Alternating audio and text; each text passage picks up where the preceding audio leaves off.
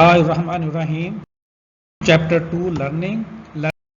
आज हम 2.4 टॉपिक को डिस्कस करेंगे। 2.4 टॉपिक है कॉग्निटिव प्रोस्पेक्टिव्स ऑफ लर्निंग।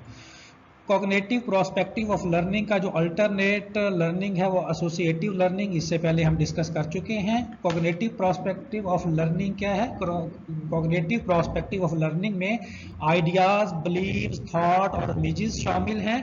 अब ये जो कंसेप्ट हैं आइडियाज़ का, बिलीव्स का, थॉट्स का है, इसका मतलब है कि जब हम कुछ जानते हैं, जब हम कुछ अंडरस्टैंड करते हैं, जब हम कुछ याद करते हैं, तो इसका मतलब ये है कि हमारा कॉग्निटिव प्रोसेस जो है वो हो रहा है, हमारी कॉग्निशन का इस्तेमाल हो रहा है। कॉग्निशन बेसिकली आप मेंटल प्रोसेस है, और मेंटल प्रोसेस क्या होता है जिसमें है फॉर्मेशन होना, मैनिपुलेशन होना है, या कॉग्निशन का जो ओवरऑल जो इस्तेमाल हो रहा होता है वो सारा कॉग्निटिव या मेंटल प्रोसेस के अंदर आ जाता है। कॉग्निटिव प्रोसेस में फर्दर क्या कंसेप्ट आ जाता है, यानी वो प्रोसेस है जिसमें आप समझ सकते हैं कि परसीव करना, जिसे अदराक कहते हैं, आपकी मेमोरी है, आपका जो जजमेंट है, ये सारी की सारी जो लर्निंग है वो कॉग्निटिव लर्निंग के अंदर या कॉग्निशन प्रोसेस के अंदर आ जाती है। तो आपके पास जो आपका एजुकेशन सिस्टम है वो सारा लर्निंग पे बेस करता है, और लर्निंग आपकी कॉग्निशन के ऊपर बेस करती है। तो इस तरह एक इंसान का जो ओवरऑल स्ट्रक्चर है उसको अगर मुख्तलिफ हिस्सों में डिवाइड किया जाए, जैसे फिजिकल डेवलपमेंट है, उसकी बायोलॉजिकल डेवलप आपकी फिजिकल डेवलपमेंट आ जाती है, इसी तरह से उसकी सोशल डेवलपमेंट आ जाती है, तो उसके साथ साथ उसकी ये कॉग्निटिव डेवलपमेंट, और कॉग्निटिव डेवलपमेंट टोटल लर्निंग के ऊपर बेस कर रही है। और जो लर्निंग के ऊपर बेस कर रही है, तो इसके हवाले से फिर मुख्तलिफ साइकोलॉजिस्ट ने अपनी मुख्तलिफ राय देकर इस कंसेप्ट को बहुत ज़्यादा इन्हांस किया। अब आपके पास कॉग्निटिव लर्निंग क्या आ गई? कॉग्निटिव लर्निंग में आपके आइडियाज, आपके थॉट्स, आपके बिलीव्स, आप क्या जानते हैं, क्या समझते हैं, क्या आपको याद रहता है, ये सारा कॉग्निशन प्रोसेस के अंदर आ जाता है। और इस प्रोसेस को हम मेंटल एक्टिविटीज़ का नाम भी देते हैं। और मेंटल एक्टिविटीज़ में हम कह सकते हैं आपकी जो परसेप्शन है, आपकी जो मेमोरी है, आपका जो जजमेंट है, ये सारा प्रोसेस मेंटल प्रोसेस के अंदर आता है। कॉग्निटिव अप्रोच ऑफ लर्निंग में बेसिकली किसी भी ऑर्गेनिज्म का जो कॉग्निशन जो सिस्टम में चेंज वाकया होती है उसके ऊपर बहुत ज़्यादा जोर होता है। अब मेंटल प्रोसेस जो है या जो मेंटल रिप्रेजेंटेशन है वो इट्स सेल्फ जो है एक रिफ्लेक्शन शो करती है किसी भी इंडिविजुअल्स की। और इस तरह से वर्ड कॉग्निटिव लर्निंग में जो चीज़ें इन्वॉल्व होती हैं उसमें नॉलेज का एक एक्विजिशन होना, नॉलेज का अंडरस्टैंड होना है, और उससे उसके जो बिहेवियर है उसकी रिफ्लेक्शन होना। यानी किसी भी इंडिविजुअल्स की जो लर्निंग है नॉलेज के हवाले से, उसकी जो लर्निंग है अंडरस्टैंडिंग के हवाले से, या उसके जो बिहेवियर की जो रिफ्लेक्शन है, ये सारी चीज़ें जो है उसके कॉग्निटिव लर्निंग के अंदर इन्वॉल्व हो रही होती हैं। अब जो बहुत ज़्यादा मोस्ट इम्पॉर्टेंट प्रोसेस है, मेंटली जो मोस्ट इम्पॉर्टेंट प्रोसेस है वो थिंकिंग है, जिसे हम एक ब्रॉडर कंसेप्ट में समझते हैं कि एक इंडिविजुअल, एक इंसान, एक ह्यूमन का जो थिंकिंग प्रोसेस है वो बहुत ज़्यादा उसकी लाइफ में अहमियत रखता है। अब वो जो थिंकिंग प्रोसेस है उसी के ऊपर उसके इंसान का फोकस डिपेंड करता है, उसकी अटेंशन डिपेंड करती है, वो इंसान किस तरह से सोचता है, समझता है, अंडरस्टैंड करता है।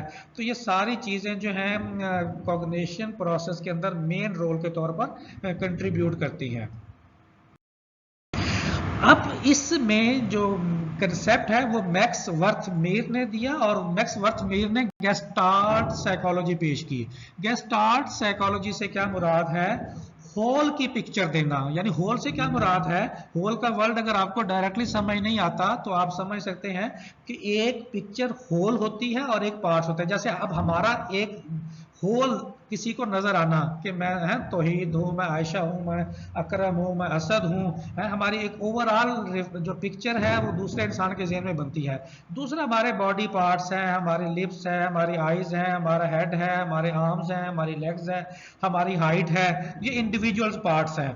तो गेस्टाल्ट थ्योरी के मुताबिक कहता है कि होल की जो पिक्चर है वो गेस्टाल्ट साइकोलॉजी में आता है, और वर्थ मील होल के कंसेप्ट के ऊपर जोर देता है। कहता है असल चीज होल ही है, पार्ट्स में जो चेंज है उसकी इतनी ज्यादा अहमियत नहीं है। मिसाल के तौर पर हमारा जो कॉग्निटिव प्रोसेस है या मेंटल प्रोसेस है, उसके अगर हम पार्ट्स में लें कि अगर हम उसके किसी एक हिस्से में अगर चेंज आती है तो इसका मतलब ओवरऑल पूरे मेंटल प्रोसेस में चेंज आ रही है। इसका हरगिज़ मतलब ये नहीं है कि उसके किसी एक हिस्से में चेंज आएगी। उसके परसेप्शन में चेंज आएगी तो ओवरऑल उसकी पर्सनैलिटी में चेंज आएगी, ओवरऑल उसके बिहेवियर में चेंज आएगी।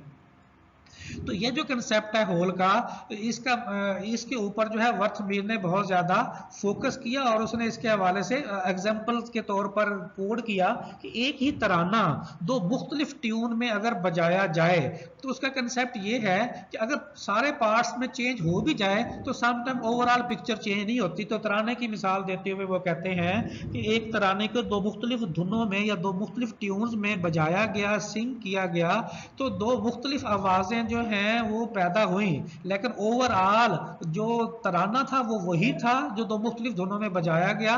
तो ओवरऑल जो कंसेप्ट था, ओवरऑल जो पिक्चर थी वो वही तराने की रही, उससे तराने का कंसेप्ट चेंज नहीं हुआ।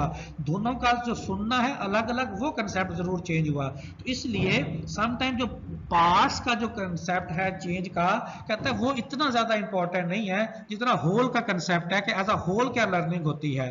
तो और इसका कंसेप्ट उसे कैसे आया, उस वक्त में उसने जो अपने स्कूलों के अंदर सिस्टम ऑफ एजुकेशन देखा, वो रट्टा सिस्टम देखा और उसने कहा ये जो रट्टा सिस्टम है इससे तो कोई अंडरस्टैंडिंग नहीं हो रही बच्चों को, कुछ भी बच्चा अचीव नहीं कर रहे, उसकी अपना कोई कंट्रीब्यूशन नहीं आ रहा उसकी लर्निंग के हवाले से। तो इसलिए उस वक्त में यह रट्टा सिस्टम जो चल रहा था स्कूलों में, वर्थमीर उसके बहुत सख्त खिलाफ था और उसने कहा कि रट्टा सिस्टम के जरिए एक एंड में तो यह है कि सबक दिया जाता है और बच्चा याद कर लेता है, लेकिन बच्चा अपनी अंडरस्टैंडिंग को अचीव नहीं कर पाता।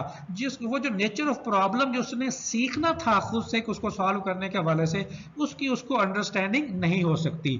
तो वर्थमीर ने गेस्टाल्ट साइकोलॉजी पेश की। गेस्टाल्ट साइकोलॉजी की है होल पिक्चर का कंसेप्ट, यानी चेंज अगर आती है लर्निंग में तो होल में चेंज जो है वो नजर आनी चाहिए। पार्ट्स की जो लर्निंग है वो इतनी ज्यादा इंपॉर्टेंट नहीं है और उसके लिए उसने मिसाल भी दी कि आप एक ही तराना दो मुख्तलिफ धुनों में बजाया गया, होल का कंसेप्ट चेंज नहीं हुआ, हालांकि पार्ट्स में वो कंसेप्ट चेंज हो रहा है। इसी तरह का कंसेप्ट जो है वॉल्फगैंग कोलर ने पेश किया learning by insight and gestalt theory के, आपके पास थ्योरी या साइकोलॉजी के हवाले से। वॉल्फगैंग ने वर्थमीर के साथ जो है यूनिवर्सिटी ऑफ फ्रैंकफर्ट में वक्त गुजारा। ये कौन सा टाइम था, जब वर्ल्ड वार फर्स्ट चल रही थी, तो ये दोनों लोग मूव कर गए साउथ अफ्रीका की एक बंदरगाह की तरफ, एक जजीरे में, और वहाँ है टेनराइफ, वहाँ पे इन्होंने अपना वक्त गुजारा और वहां पे इन्होंने गेस्टाल्ट साइकोलॉजी के ऊपर काम करना शुरू किया। और वहां पे काम के दौरान इन्होंने एनिमल स्टडी के ऊपर फोकस किया। एनिमल स्टडी के ऊपर उन्होंने वहां पे इनको बंदर अवेलेबल हुए और उसके लिए उन्होंने उसके ऊपर एक्सपेरिमेंट किया कि उन्होंने बॉक्सेस रख दिए, नीचे बहुत सारे बॉक्सेस रख दिए और ऊपर बनाना को लटका दिया। अब बंदर्स को देखा कि उन्होंने बनाना तक जाना था, तो उन्होंने बंदर्स ने फौरन सिचुएशंस को परसीव किया, पिक किया, अंडरस्टैंड किया और वो जो बॉक्सेस थे उनको जोड़े बिना जो है इतनी हाइट नहीं हो सकती थी कि वो बनाना तक पहुंच जाते। तो बंदर्स ने क्या किया, एक बॉक्स के ऊपर दूसरा बॉक्स रखा, दूसरे बॉक्स के ऊपर तीसरा, तीसरे के ऊपर चौथा, इस तरह जो है इतनी हाइट कर ली कि वो जो है बॉक्सेस को जोड़ने के बाद के उसके ऊपर चढ़ के वो आराम से बनाना तक पहुंच गए और तोड़ने के बाद उन्होंने खा लिया। तो इस तरह से ये उनकी अंडरस्टैंडिंग थी और ये अंडरस्टैंडिंग उन्होंने समझ के ऐसा किया। जैसे आपने पीछे थ्योरीज पढ़ी है ना, स्टिमुलस और रिस्पॉन्स के ट्रायल एंड एरर के जरिए सीखा। ट्रायल एरर का मतलब उसे कोई कंसेप्ट नहीं है लेकिन उनकी लर्निंग हुई। लेकिन लर्निंग बाय इनसाइट में इसके बिल्कुल अल्टरनेट है कि उन्होंने समझ के उस सिचुएशन को अंडरस्टैंड करके ओवरऑल पूरी पिक्चर समझी कि उन्होंने बॉक्स को अलग से नहीं लिया, उन्होंने बनाना को अलग से नहीं लिया, उन्होंने बनाना और बॉक्सेस को एक साथ देखा और एक साथ देखने के बाद उनके ज़हन में एक पिक्चर क्लियर हुई और उस पिक्चर के साथ उन्होंने क्या किया, बनाना तक अपनी अप्रोच की और बनाना को उतार के अपना प्रॉब्लम को सॉल्व किया। ब्लाइंडली ट्रायल एंड एरर वाला जो प्रोसेस है, जो पिछले आपने कंसेप्ट एसोसिएशन के अंदर पढ़ा, उसको फॉलो नहीं किया। तो इस तरह से जो कॉलर का कंसेप्ट जो है लर्निंग बाय इनसाइट, ये कॉग्निशन लर्निंग ऑफ एसोसिएशन के कंसेप्ट को बहुत ज्यादा तकवीयत दी इसने। एक इसी तरह का दूसरा एक्सपेरिमेंट इसने किया कि बंदर उसको क्या किया, केज के अंदर बंद कर दिया और उनके लिए खुराक जो है वो केज के बाहर रख दी जहां तक उसका हाथ नहीं पहुंचता था। उसके लिए फिर उसने क्या किया, एक स्टिक बंदर के पास रखी, तो उसने सिचुएशन देखी, उसने देखा कि मेरा हाथ तो वहां तक नहीं पहुंचता, लेकिन उसे एक स्टिक नजर आई और उस स्टिक को उसने अप्रोच करके खुराक तक पहुंचा और खुराक उठा ली। इसी तरह से उसको खुराक थोड़ी सी और फासले पे रखी गई और एक से ज्यादा स्टिक्स रख दी गई। उसने उस सारी सिचुएशन को देखा और उसको स्टिक्स का इस्तेमाल का पता था, तो उन्होंने क्या किया, एक से ज्यादा स्टिक्स उठाई, 2 या 3 उनको आपस में बांधा और एक लंबी स्टिक बनाई 2 या 2 से ज्यादा स्टिक्स के साथ और अपने बनाना तक अप्रोच की या खुराक तक अप्रोच की और उसको उठा लिया अपना इंटेलिजेंस या अंडरस्टैंडिंग इस्तेमाल करते हुए। तो इस तरह से उन्होंने कहा कि ये सेम इंसान भी इसी तरह से अपनी अंडरस्टैंडिंग करते हैं और फौरन चीजों को पिक करते हैं, ना कि ट्रायल एंड एरर के जरिए सिचुएशन को अंडरस्टैंड करते हैं। और ना ही ये जो चीजें होती हैं इसके मुताबिक ये वाली जो सिचुएशन है जिसके जरिए लर्निंग हो रही है, इसका पास्ट एक्सपीरियंस के साथ कोई ताल्लुक नहीं है, पास्ट लर्निंग के साथ कोई ताल्लुक नहीं होता। सिचुएशन, एज, कंसेप्ट और समझ के हिसाब से जो है फौरन चीजें पिक होती हैं। जैसे उन्होंने जानवरों के ऊपर एग्जाम्पल करते हुए, एक्सपेरिमेंट करते हुए सेम इंसानों के हवाले से ये बातें की। कोलर ने यही कंसेप्ट जो है वो एक्सप्लेन किया, जो बातें मैं आपसे शेयर कर चुका हूं कि उसने क्या किया कि होल का कंसेप्ट ज़हन में लेकर आया, प्रॉब्लम को देखा, प्रॉब्लम को होल देखा, एक ही पिक्चर के अंदर देखा और उसने जैसे बॉक्सेस को इकट्ठा किया, बॉक्सेस को इकट्ठा करके बनाना तक पहुंचा या स्टिक्स को जो है वो जोड़ा और जोड़ने के बाद जो है वो खुराक तक पहुंचा। उसने पार्ट्स को इकट्ठा करके एक होल पिक्चर ज़हन में लेकर आया और होल पिक्चर से अपने सॉल्यूशंस को जो है सॉल्यूशंस, अपने प्रॉब्लम्स का सॉल्यूशन निकाला और प्रॉब्लम्स को रिमूव किया। इसी आपके इस इनसाइट लर्निंग को या इनसाइट को कोलर ने आहा फिनोमेना का नाम दिया। कोलर के मुताबिक जो है इनसाइट लर्निंग ये बहुत इंपॉर्टेंट रोल अदा करती है, इसकी लर्निंग में बहुत ज़्यादा अहमियत है, ये पास्ट एक्सपीरियंस के ऊपर डिपेंड नहीं करती है। जस्ट ये करंटली सिचुएशंस के अंदर सिचुएशन परसीव होती है, अंडरस्टैंड होती है और उसी के ऊपर जो है इम्प्लीमेंटेशन होती है। That it was not just a special case of transfer, वो सिर्फ एक सिचुएशन या एक वक्त के लिए नहीं होती, वो उससे उसकी ओवरऑल फिर पिक्चर डेवलप होती जाती है, बनती जाती है। तो ये कंसेप्ट था गेस्टाल्ट का या गेस्टाल्ट साइकोलॉजी का या कॉग्निशन का, या जिसको हमने ओवरऑल पिक्चर या ओवरऑल सिचुएशन की इमेज कह लें, पिक्चर कह लें, आइडियाज कह लें, बिलीव कह लें। अच्छा, अब ये इस कंसेप्ट के बाद अब हम जो पहले हमने कंसेप्ट पढ़ा और अब वाला कंसेप्ट पढ़ा उसको हम समराइज कर देते हैं। अब आपके पास दो तरह की लर्निंग आ गई, एक एसोसिएटिव या एसोसिएशन लर्निंग आ गई और दूसरी कॉग्निटिव या कॉग्निशन लर्निंग आ गई। अब ये जो दोनों लर्निंग है वक्त के साथ साथ अब इसके ऊपर बहुत ज्यादा काम हो रहा है कि इन दोनों को मर्ज किया जाए और उससे मजीद वेरिएशन जो है वो निकाल ली जाए और ज्यादा बेहतर तरीके से नॉलेज को समझा जाए और आने वाली नस्लों के लिए उसके लिए ज्यादा फायदा मंद जो एक इन्वायरमेंट है वो बच्चों के लिए पैदा किया जाए। बहरहाल दोनों थ्योरीज को हम थोड़ा सा रिवाइज कर लेते हैं। एसोसिएशन थ्योरिस्ट बेसिकली एसोसिएशन के ऊपर बेस करते हैं और एसोसिएशन के लिए हमने दो वर्ड पढ़े थे, स्टिमुलस और रिस्पॉन्स।